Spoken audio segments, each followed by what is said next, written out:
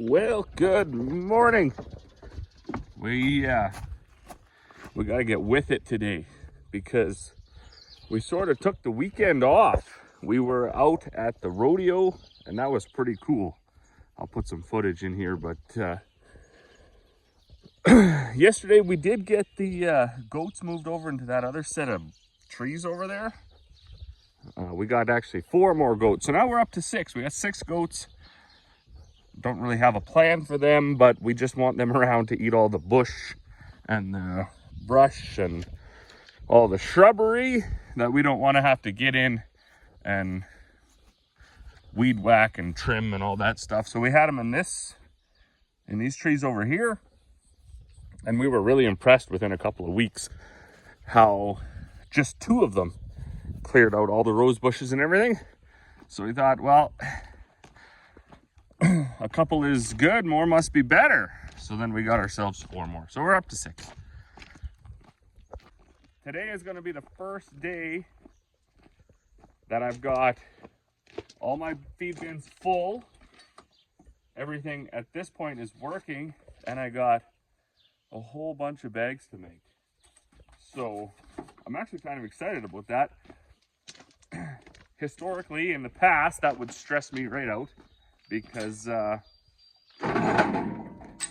a lot of getting in and out, and I know it's going to take the whole day to finish the orders. I'm not going to get anything else done, so I would just be like, I don't know, day off in a little bit of a bad mood knowing I wasn't going to get anything else done today. I still might not get anything else done today, but at least it's going to be in a different setup. So yesterday also, once we moved the goats, I got this tractor pulled around. I had a couple more things on the toolbar here to spray rust check onto, and then I was going to stick it in the shed, but combine wouldn't start, which was awkward or weird, I guess, because it started this spring when I moved it to get the drill out. So the battery stayed charged all winter, fired it up, moved it over, and they died over the summer. So I'm just gonna pop in the shop here real quick. I had that charger on there that usually goes red if the battery's no good. Now what's happened here? Are they both red or what? Looks like they're both red. So I think that means that the batteries are all just no good. So we'll do a quick battery test, and if they're all no good, I'll get Corey to take them back. I would like to point out one common denominator here. Once I hook this up, Napa battery, 722. Napa battery, 622. Napa battery, 1122. So I would say at this point, do not waste your money. Do not buy a hunk of junk Napa battery, because I mean, a guy just can't be at this. Like, this is totally, I don't know what is going on with quality of stuff, but there's no way. There's no way people can afford to buy batteries every. So this one isn't getting over 10 volts. That was plugged in all night. We'll check this one. Out of vehicle.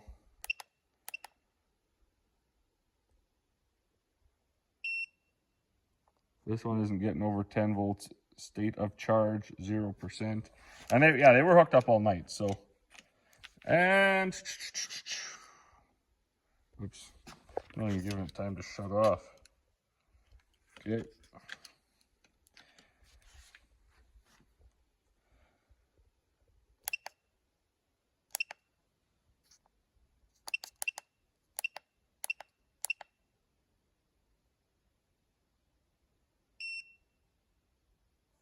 That one did get to 11, but anyways, it was charged all night too, and no good. So, and I know this thing works because if I go onto this one, boom, boom. A thing like this is actually fairly handy. We've had a couple different ones. I had a good one the last go around. I don't know what this has for. This is a deep cycle battery, so we'll just jam this down a little bit. It's not a starting battery. It was 700 or something. Boom. This was the one we bought for the fishing boat. So boom, see, it tells you it's a good battery. So this thing does work. It even works on the 6-volt batteries. May as well test that one while we're here, just because we're having fun. Positive. I don't know the cold cranking on this one either. I'll just leave it at 700. Leave it at 6 volt, out of vehicle. Good enough. I'm not sure if that makes a big difference or not, but we'll leave it that way. Good battery. So all 3 of these batteries are no good. I don't know what the heck the warranty was on these piles of junk. But yeah, we bought these in 2022. This was I bought these at the same time, came out of our combine. This is one that came out of our telehandler. So, extremely frustrating when they burn out like that, or for whatever reason. It's just, you know, there's, I would think $250 a battery, probably $750 kicked in the teeth right there for no reason. It's just frustrating. Frustrating all the time. Anyways, so I'm gonna get making feed here, and I'll throw in a couple of the clips from the rodeo. That was really cool. That was one of the coolest things that's happened to me in quite a few years. So we had a gentleman come by. He came by last year and he got a couple pails of molasses and stuff, and I didn't really know what he did. Didn't know what he wanted it for. Said he was giving it to his horses. So that was last year. Last year is long gone. So he shows up again this I don't know, a week or two ago. Yeah, I need a little bit more molasses. Really like that stuff. So I get chatting to him pretty good. Now I knew he had horses and I knew he had wagons, but I didn't know that he was an actual wagon driver. So there's like 2 levels of chuck wagons, the big ones without riders and the little ones. He does the smaller ones. So we get chatting, and he was on his way out of here, and he texted me. He said, "You know what? I think I'm going to put your guys' logo on my tarp." And I was like, "Cool, that's neat." So we got chatting, and then we did actually the whole sponsorship thing for the weekend. So we had our name on the tarp. We took him some. We have some animal stress balls, pigs and chickens and cows and stuff with our logo on it. So we took him all that stuff. He could throw it in the crowd on the way by. And yeah, it turned out very well. It was very fun. I haven't been to a rodeo in probably like 15 years, other than this year. And had a lot of fun. I didn't make it out Sunday. Yesterday I didn't make it out. We were just kind of busy around here. But I was out there Friday and Saturday. And then actually my buddy, Mr. Farming with Treasures, he was there on Sunday. So he shot another clip for me to put in. So I'll put those in here, and I will get going on the feed.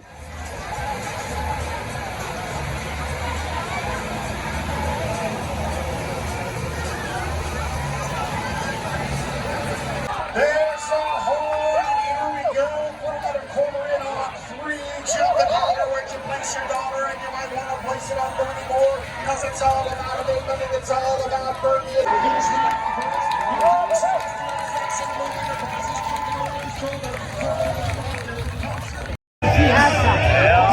Here the wagons start to roll to head number 5 coming at you. That's going to be Bernie Moore, All About Abatement, Edmonton, Jane Ogden, Country Pump Out, and Sylvester Absassin, Bloom Enterprises is how it's going to line up. Bernie Moore going to be in that barrel number 3 position. Dave Ogden in red on Country Pump Out on barrel number 2, and Sylvester Absassin in white on Bloom Enterprises, barrel number 1. Right on the set, place your bets.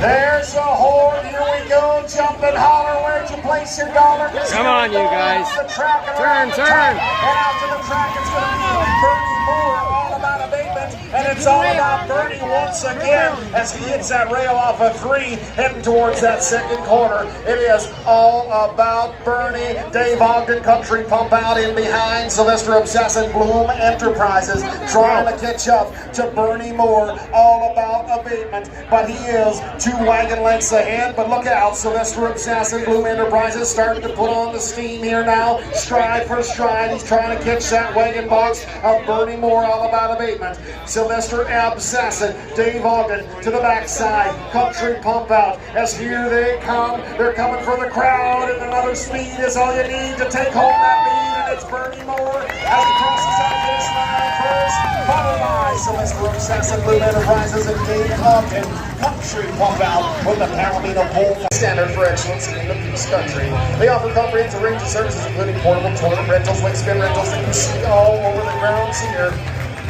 Self-contained car wash, rentals, potable water quality, both commercial, residential, septic services.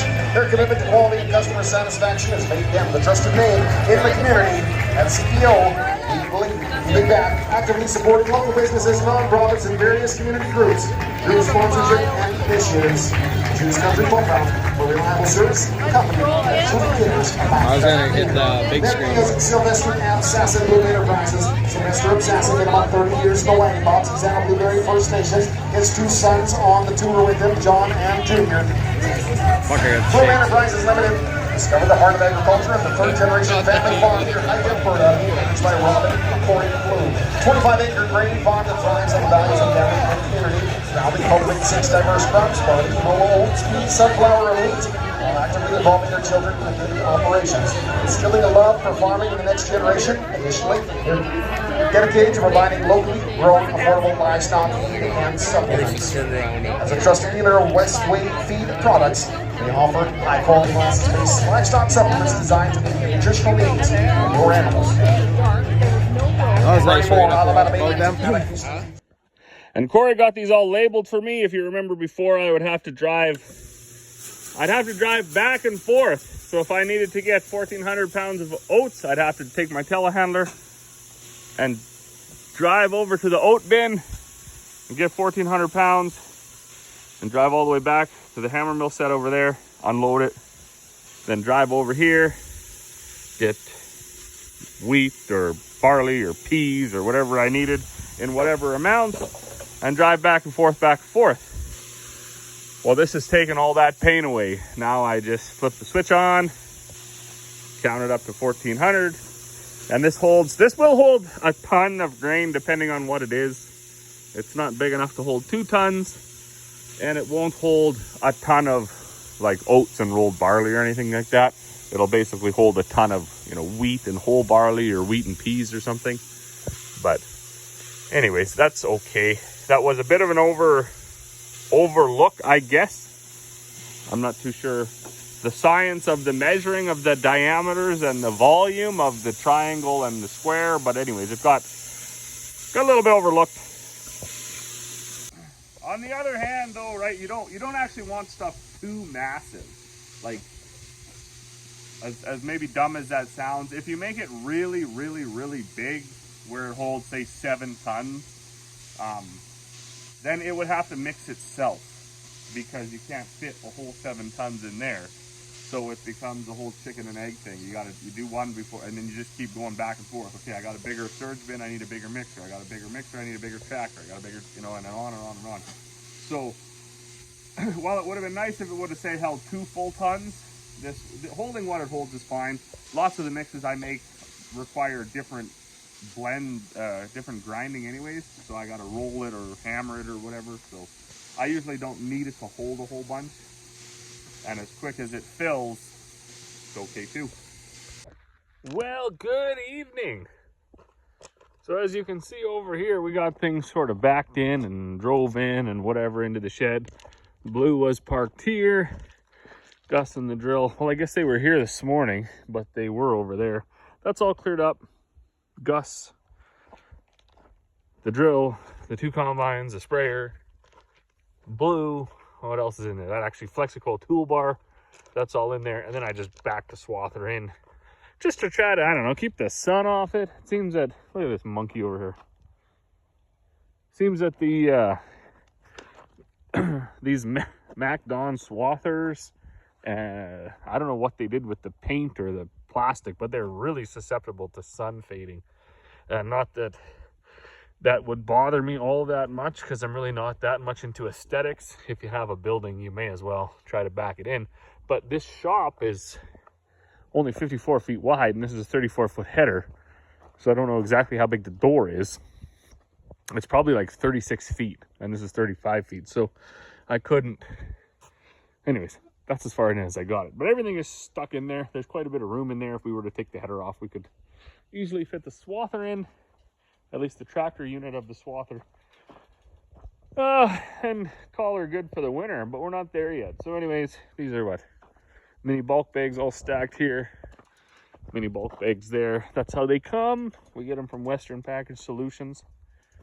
And today we had an incredible day making feed. So this was the first day that I had all my feed bins full, and I just dedicated the entire time to making feed. So I started at 9 o'clock, and I wanted to make sure that I started right on the nose at 9.